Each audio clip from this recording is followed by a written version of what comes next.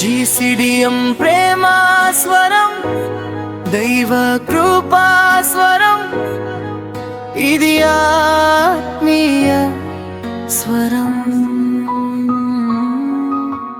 ఇది ఆత్మీయ స్వరం.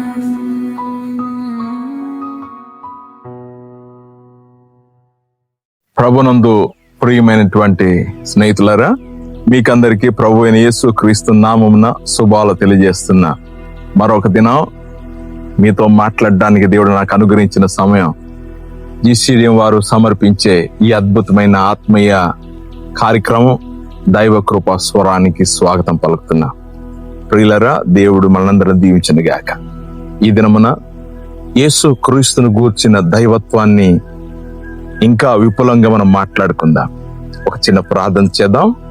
మా ప్రియమైన పరలోకపు తండ్రి, నీ సత్యాన్ని మేము ధ్యానం చేస్తుండగా, నీ వ్యక్తిత్వాన్ని మేము ధ్యానం చేస్తుండగా మాతో మాట్లాడి మా విశ్వాస జీవితాన్ని వృద్ధి కలగజేయమని యేసు నామమున ప్రార్థన చేస్తున్నాము తండ్రి, ఆమేన్. ప్రియులారా, వాక్యంలోనికి వెళ్దాం. ఈరోజు బాప్తిసం ఇచ్చే యోహాను శిష్యులు ఇచ్చిన సాక్ష్యం, యేసు క్రీస్తును గురించి బాప్తిసం ఇచ్చే యోహాను శిష్యుల ద్వారా ఇచ్చిన ప్రకటనలు ఎలా ఉన్నాయో మనం తెలుసుకుందాం. ఇది యోహాను సువార్త 1వ అధ్యాయంలోనే యేసు ప్రభువారు బాప్తిసం పొంది నీటిలో నుండి బయటకు వచ్చిన తర్వాత ఆయన దైవ కుమారుడని పరలోకపు తండ్రి ప్రకటించాడు. ఈయనే నా ప్రియ కుమారుడు, ఈయన యందు నేను ఆనందించుచున్నానని చెప్పడం జరిగింది. యేసు దైవము అని చెప్పడానికి పరలోకపు తండ్రి ఇచ్చిన సాక్ష్యం. అలాగనే పరిశుద్ధాత్ముడు కూడా బాప్తిసం పొందినప్పుడు, యేసు ప్రభు బాప్తిసం పొందినప్పుడు అతని మీద రాలటం జరిగింది. పరిశుద్ధాత్ముడు కూడా యేసును గురించి సాక్ష్యం ఇస్తున్నాడు. దైవ కుమారుడని, దైవము కలిగిన వాడని, ఆయన దేవుడని తెలియజేస్తున్నాడు.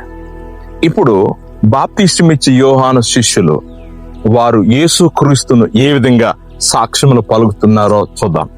ఇదండి యోహాను సువార్త. ఎంత అద్భుతంగా వ్రాయబడింది అంటే, యేసు క్రీస్తు దేవుని కుమారుడని మీరు నమ్మున్నట్లు ఇది వ్రాయబడింది అని అన్నాడు. యేసు ప్రభువారు దేవుని కుమారుడు అంటే ఏంటి? ఆయన దైవము కలిగిన వాడు అని అర్థం. బైబిల్ అంతా ఏం మాట్లాడుతుందంటే, తండ్రి, కుమారుడు, పరిశుద్ధాత్ముడు సమానంగానే ఉన్నారు అని ప్రకటించడం జరిగింది. స్వభావంలో ఒక్క దేవుడు, వ్యక్తిత్వంలో ముగ్గురు ఉన్నారని ఆయనే సాక్ష్యం చెప్పాడు. ఇది మనంతటా మనం ఏం చెప్పటం లేదు, దేవుడే చెప్పాలి. దేవుడు తనలో నుండి ఇంకో వ్యక్తి సాక్ష్యం చెప్పాలి. ఆ విధంగా బైబిల్లో సాక్ష్యాలు ఉన్నాయి, రుజువులు ఉన్నాయి. అందుకే యేసు మహోన్నతుడని, ఆయన లేకుండా సృష్టి కలగలేదని బైబిల్ సాక్ష్యం ఇస్తుంది. ఇప్పుడు యేసు ప్రభువు బాప్తిసం పొందిన తర్వాత ఇప్పుడు 12 మంది శిష్యులు యేసు ప్రభుకి అలాగే సేవ చేయటానికి, ఆయన వెనకాల ఉండటానికి శిష్యులుగా చేరారు. అయితే మొట్టమొదటిగా బాప్తిసం ఇచ్చు యోహాను శిష్యులలో ఒకరు ఆయన ఆంద్రయ్య మొట్టమొదటిగా బాప్తిసం ఇచ్చు యోహాను పలికిన మాట విన్నాడు. ఇదిగో లోక పాపములకు మోసుకొని పోవు దేవుని గొర్రె పిల్ల ఈయనే అని చెప్పంగానే ఆంద్రయ్య ఇంకా కొంతమంది యేసును వెంబడించారు. ఇలాగన్నారు. అది 1వ అధ్యాయము 41వ వచనంలో ఇలా వ్రాయబడింది. ఇక మొదట తన సహోదరుడైన సీమోను చూచి, అంటే ఆంద్రయ్య తన సహోదరుడైన సీమోను చూసి పేతురును చూసి ఏమన్నాడంటే, మేము మెస్సయ్యను కనుగొంటిమి. ఇది సాక్ష్యం. ఆంద్రయ్య తన బ్రదర్తో, పేతురు అనే వ్యక్తితో చెప్పాడు, అనయ్య మేము మెస్సయ్యను కనుగొంటిమి. అసలు మెస్సయ్య ఎవరు? యూదులు ఎదురు చూస్తున్నటువంటి రాజు మెస్సయ్య. అంటే దేవుని రాజ్యమును స్థాపించే వ్యక్తి మేము కనుగొన్నాం, ఆయన మెస్సయ్య.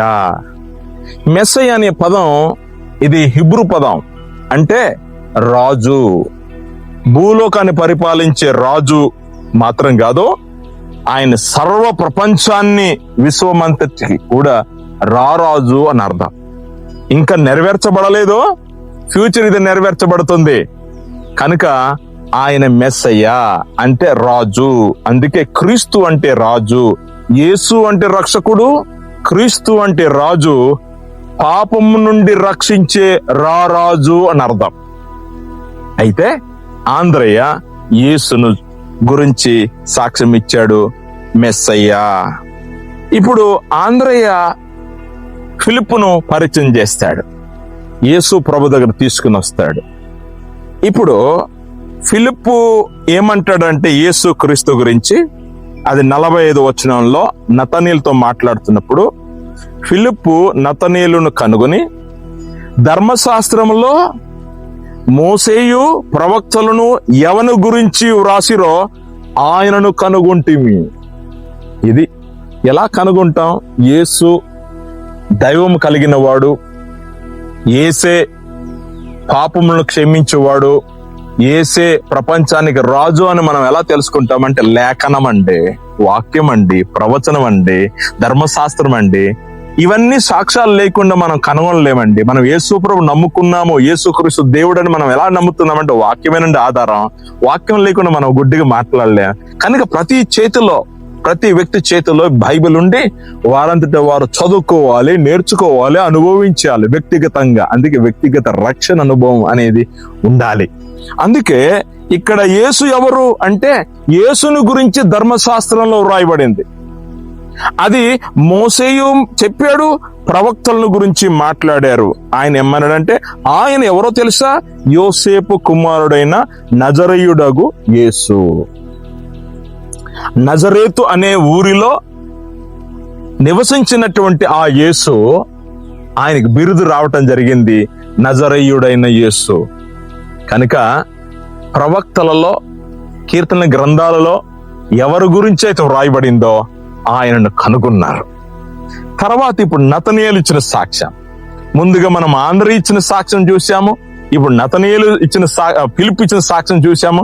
ఇప్పుడు నతనీయులు చెప్పే సాక్ష్యం చూద్దాం. 49వ వచనంలో నతనీయులు యేసును చూసి, బోధకుడా, నీవు దేవుని కుమారుడవు, ఇశ్రాయేలు రాజవు అని ఉత్తరం చెప్పాను. ఇప్పుడు ఇక్కడ ఏం చూస్తాం? ఆంధ్ర ఏమో మెస్సయ్య అన్నాడు, ఫిలిప్ ఏమో ధర్మశాస్త్రంలో ఎవరి గురించి వ్రాయబడిందో ఆయన కనుగొన్నాము అన్నారు.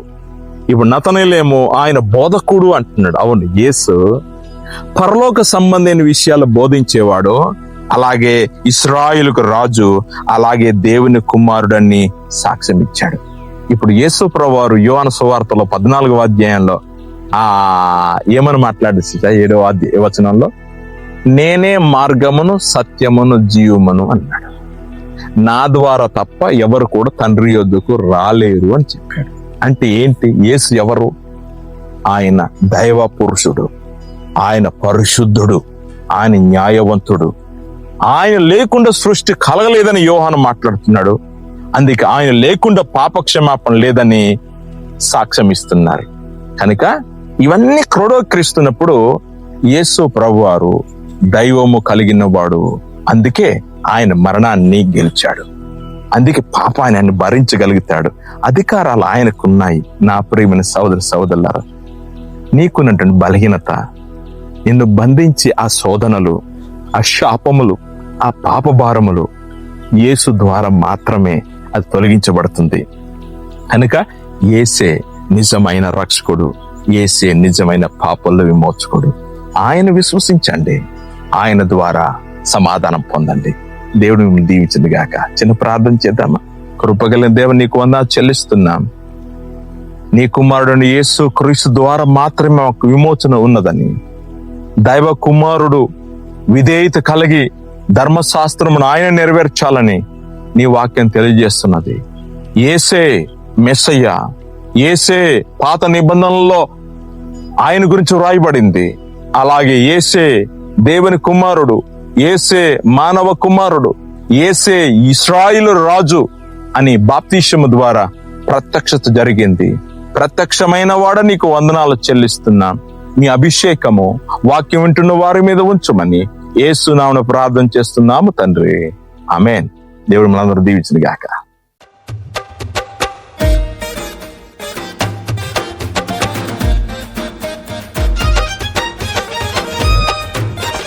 యేసు వార్త చాటెదం రమ్ము సోదరా, యేసుతోటి సాగెదం రమ్ము సోదరి. అన్ని దేశాల్లో, అన్ని జాతుల్లో, అన్ని వంశాల్లో ప్రతి మనుషునికి యేసు ప్రేమను చూపించుదాం, యేసులోనే నడిపించుదాం. యేసు ప్రేమను చూపించుదాం, యేసుతోనే సాగిపోదాం.